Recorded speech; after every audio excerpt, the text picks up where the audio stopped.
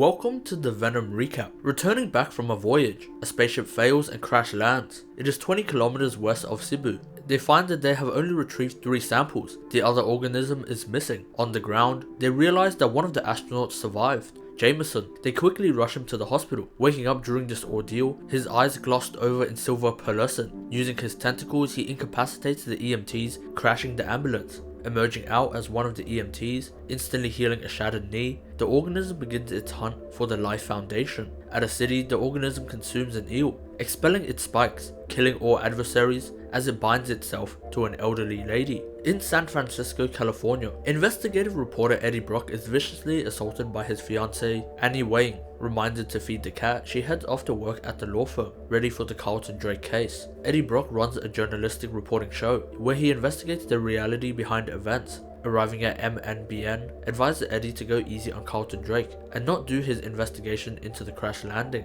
He could buy the entire company if he wanted to. Reiterating this information to Anne, she wants him to give Drake a pass, partially because her firm works for Carlton Drake, but Brock still thinks about investigating him. After a night of tussling, Brock gets up for a cup of OJ. His curious eyes delve into Anne's computer and a confidential court case involving several deceased people. During his interview with Drake, he makes this apparent. The interview is abruptly cut off. Eddie is fired from his job because he can't be trusted, and subsequently, Anne is fired for leaking confidential client information. She breaks up with Eddie and hands her ring back. He was using her. At the lab underground, the 3 organisms arrived: yellow, blue, and black. We jump 6 months. The organisms are now named symbiotes. Test 36 was successful. It binded itself to a rabbit. The symbiote needs to find its DNA match to complete symbiosis. Rushing ethical concerns, Carlton wants to start human trials, and they announce the start. Conversely, Eddie's decrepit life has been going downhill, staying late at bars, complaining about depression, and weary fans recognizing him from his heydays. Donating $20 to the homeless lady Maria, even the convenience store owner Mrs. Chen recognizes him as looking like. But he isn't the only one down on his luck, as Mrs. Chen is robbed. Late on bills, Eddie is about to get evicted. He looks into applying for jobs, his name being blacklisted from every job in town. He takes to Mrs. Chen's advice of meditation, until someone starts shredding their electric guitar. Carlton begins his first rounds of tests. The non-compatible subjects that fuse with the symbiote are killed by the organism. Noticing that Maria is missing, Brock enters the convenience store. Fearing for her life, Dorothy Skirth, a scientist, tries to make contact with Brock, but he is done with his journalistic ways, and also with Carlton. He admits that he lost everything after that one interview. Depressed and reminiscing about his old life, he visits Anne, discovering that she has a new boyfriend, Dan. He is also a doctor. He is confronted with reality. He ruined his own life, not Carlton. Thinking about Anne on the bridge, he focuses more on the Carlton facility and calls up Dr. Skirth. She sneaks him in, briefing him on the alien-like organisms that they found in space, and that Carlton is implanting these symbiotes with human hosts that are compatible. As a security guard approaches, he is shoved into the containment facility. Taking photos, he sneaks through the lab, realizing that one of the patients is Maria. He breaks her out of the room. She latches onto him and begins to choke him as the liquid envelopes him. The symbiote has attached to Eddie, and as the alarms blare, Brock makes a break for it. With his new skills, he kicks open the doors like paper and crushes metal fences, hiding in the trees as the guards fan off to search for him. Back at the apartment, he calls Dr. Skirth, to no avail. There he ravages through all the food in his apartment and scares himself to death with a new look. With the photos, he tries to make contact with Anne, but acting strange, he begins assaulting strangers and consuming dead food. Trying to find live food, he takes a bath in the lobster tank, chowing down. Dr. Dan takes him back to the hospital for an MRI. This irritates the symbiote. On the ground, they figure out who the mole was, Dr. Skirth. She admits that she let Brock in because their practices were unethical.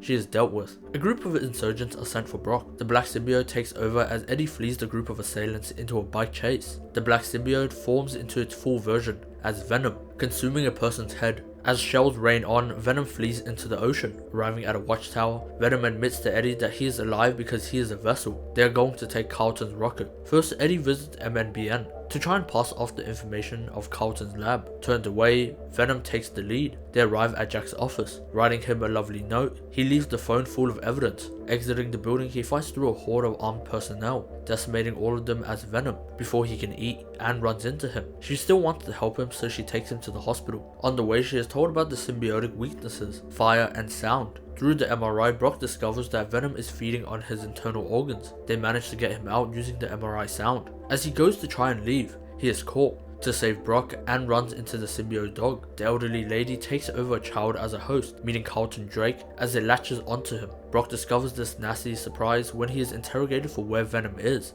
Alas, leading nowhere, they are ordered to execute Brock. Knowing that Venom isn't with him, leading him into the forest, they prepare to execute him. She-Venom shows up to save the day, and they transfer hosts by making out. Running to stop Carlton, Venom admits that originally, he wanted to help the symbiotes take Carlton's rocket to retrieve millions of their life forms, but because he was a reject back home, he will help them save the day. Reaching Riot or Carlton's symbiote, they battle for control of the rocket, and Brock loses, stabbed through the chest. Retrieving Venom, they jump onto the rocket and cut a massive hole in the fuel tank. The entire rocket explodes. As Venom sacrifices itself to save Brock, the pair agreed not to tell Dan about the kiss. Eddie has also been offered his position back. Their first piece will be about Carlton. He leaves just as he realizes Venom might be alive. They also run into a special somebody. He sets some ground rules for Venom. He can only consume the bad guys. And they visit the grocery store.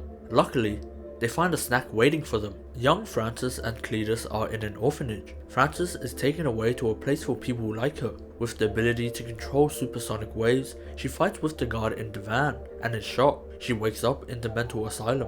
Today, Ravencroft is an institute for the criminally insane. Held behind tons of steel compacted walls and glass, they are weary of every patient, especially Frances Barrison. Eddie Brock is called in to help with the serial killer Cassidy case. Detective Mulligan briefs him on this, as he only wants to speak with Brock. Cassidy will give Eddie his life story, if he prints the exact words recited. Frances gets the article that Cletus Cassidy or her boyfriend is potentially getting sentenced to death. Peering into Cassidy's cell as they leave, they spot several pictures. Venom later points out that those pictures align with monuments or places where Cassidy would have hid the bodies. The police discover the missing people, and Cassidy is sentenced to death. Hyped after solving the case, Venom is starving for human brains, but Eddie forces him to place down the thief and eat more chickens. They receive a call from Anne, inviting him out to a dinner because she has news, and still unaware if Venom is alive or not. He suspects that Dan broke up with her, and they have an in.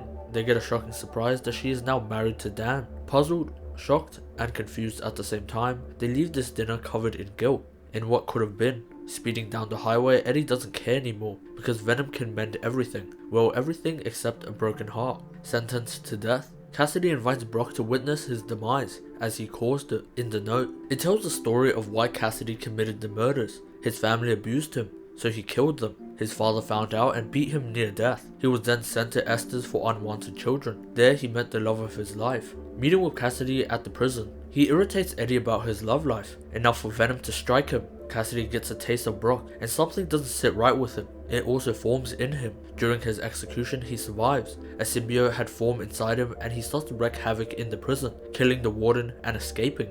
Stealing cars with his new life, he discovers that Frances is still alive at Ravencroft. He breaks her free, and together they will search for what is theirs. The symbiote, now named Carnage, is the offspring of Venom. He also wants to kill his father, Venom. Cassidy wants Eddie, and Frances wants Detective Mulligan for shooting her. Cassidy lures out Detective Mulligan and kidnaps him. They also discover that Frances's power interferes with Carnage, as the sound could kill him. Breaking into Eddie's apartment, they find out about his love for a woman. To find Eddie, they will kidnap her. Dan informs Eddie about this, and they rush to the church, where the couple is being wed. They break off into a fight, as Frances takes captive Detective Mulligan and effectively hangs him. On the ground floor, Carnage and Venom struggle to kill each other. Frances tries to help out, but because her sound affects them both, Carnage tries to suffocate her. Ringing the bell as she falls, the building starts to crumble. As the bell crushes her, the group fall down. Eddie survives as Venom latches onto him. Too slow to regain symbiosis, Venom eats Carnage. Cassidy confesses that he just wanted to be friends with Eddie, as he becomes a delicious meal. The police are arriving on scene. Spotting Eddie, they will have to split off, thanking Anne and Dan one last time. Now on the run, they are fugitives, spending life on a permanent vacation. They also see someone that is very familiar. With a blue tint in his eyes, Detective Mulligan might not be dead. This is where the story ends. Make sure to subscribe, and for more, watch this.